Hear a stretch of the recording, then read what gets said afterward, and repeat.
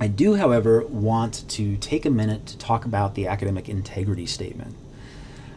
You have all heard this 100 times, hundreds of times probably. An Aggie does not lie, cheat, or steal, or tolerate those who do. Now, when most instructors have covered this in their syllabus, they've probably handled it in one of two ways. One is they've probably done this sort of hellfire, brimstone, do not cheat in my class, I will ruin your life if you do it. That's one approach. The other approach is to just go, yeah, you've heard this before, and move on. And my approach to this is very different. I emphasize it. I talk about it not because I want you to be fearful of what repercussions might happen if you commit academic dishonesty. Rather, it's because in the 20 plus years that I've been teaching, I've had to turn students into the academic honor office. And it's terrible. I hate it. It's bad for the student. It's bad for me. It's nobody wins in that situation. But I've learned from that when students commit academic dishonesty, it has never once been because they were lazy, because they were just trying to get away with something.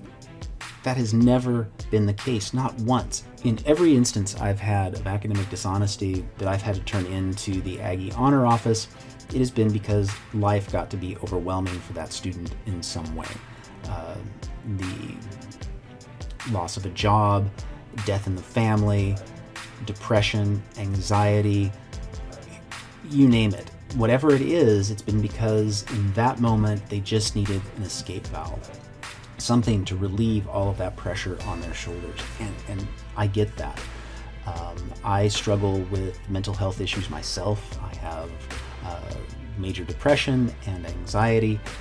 So I know what it's like not to be able to get out of bed in the morning. I know what it's like not to want to see another day. I know what it's like to desperately need some kind of out.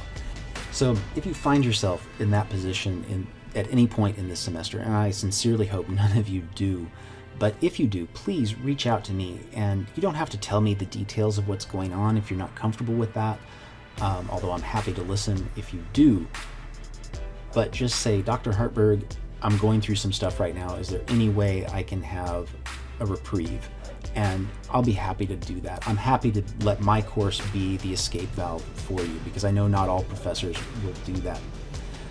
And I would much rather you come to me ahead of time and ask for that accommodation, because before a due date, before you've made the decision to commit scholastic dishonesty, I have a lot of freedom in terms of what I can do. If you ever make the decision, though, to commit scholastic dishonesty, I'm ethically bound by university rules in terms of how I have to respond, and I have zero leeway in how I respond. And so it's much better to come to me ahead of time and we can make some arrangements than it is for you to make a terrible decision that will impact your future. So again, please always feel free to come and talk to me if you're having problems.